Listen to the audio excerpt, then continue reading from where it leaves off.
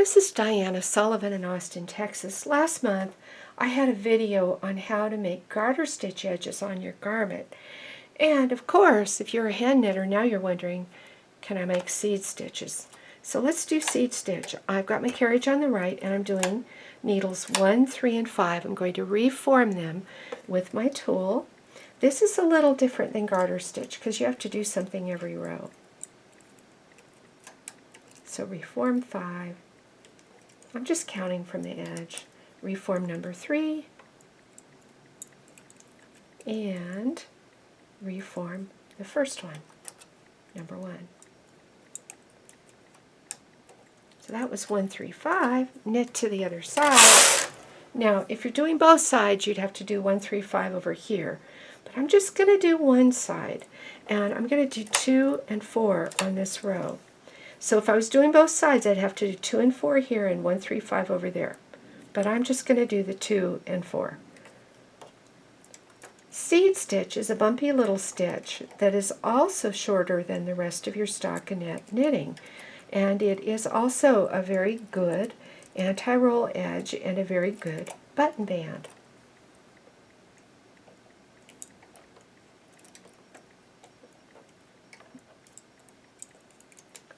Now I have to share with you one of my big epiphanies of machine knitting. When I started out knitting, I was hand knitting. And my mom didn't hand knit, so I taught myself, but then I had friends at work who taught me a lot more. We used to take a break at lunch, and we would knit right through lunch. It was great. And we had one lady who was an incredible expert.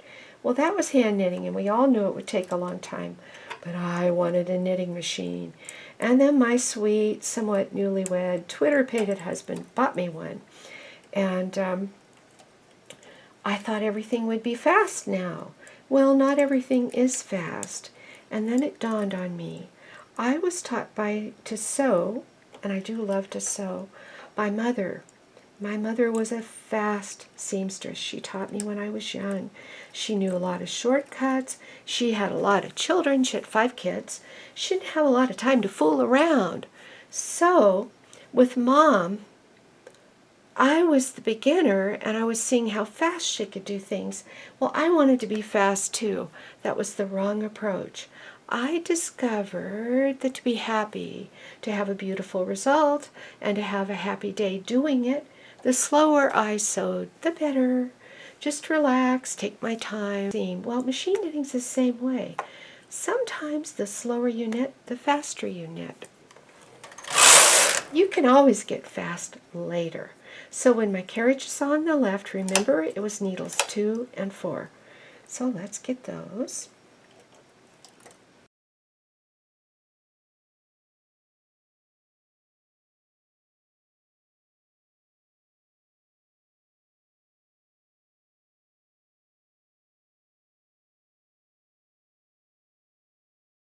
They used to say that in hand knitting books.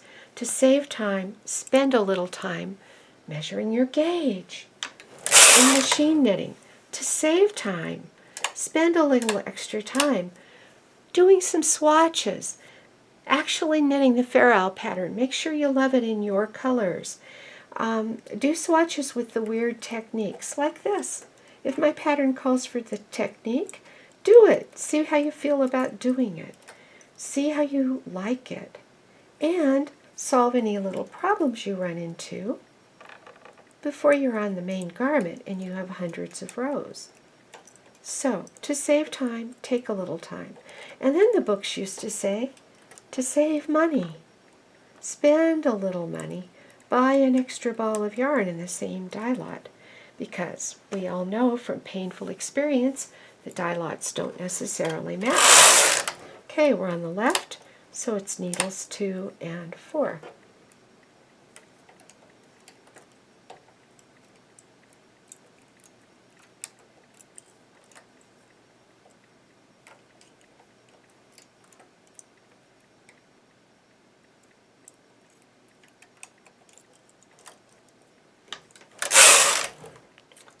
One, 3, and 5, and so on. So I'm going to do some more of this, and you really can't see how it looks till you get it off the machine. So after I do some more of this, I'll get it off the machine, and we'll look at it.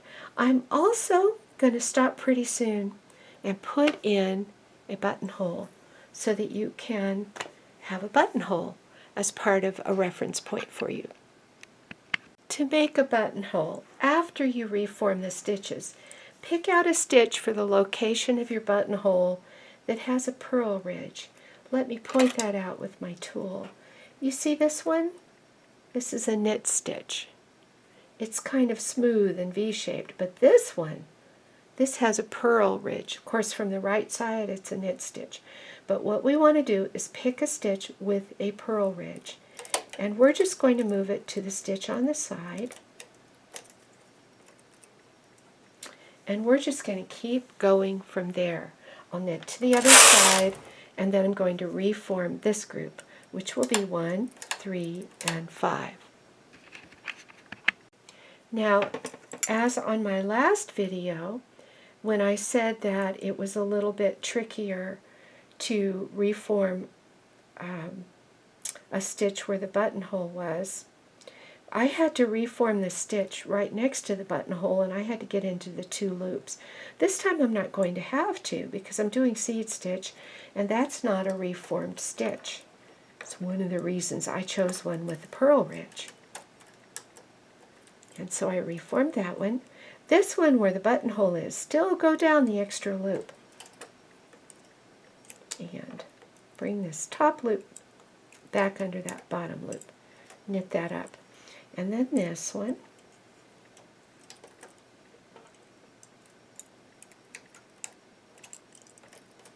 And I'll do a few more rows. Now I'm just doing a loose loops cast off, so I've turned my carriage all the way up to the loosest tension, and I'm just going to knit across the line and cut my yarn. Bring the needles out to hold and do my cast off, pulling a loop through a loop using my latch tool.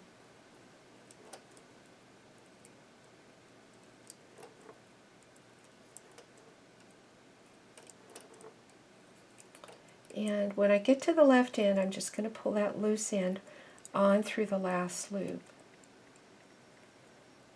Here's my sample, and I'm pulling it vertically to kind of set the stitches. Well, what I have before I started my seed stitch was a tube, and then things get really different down in the seed stitch.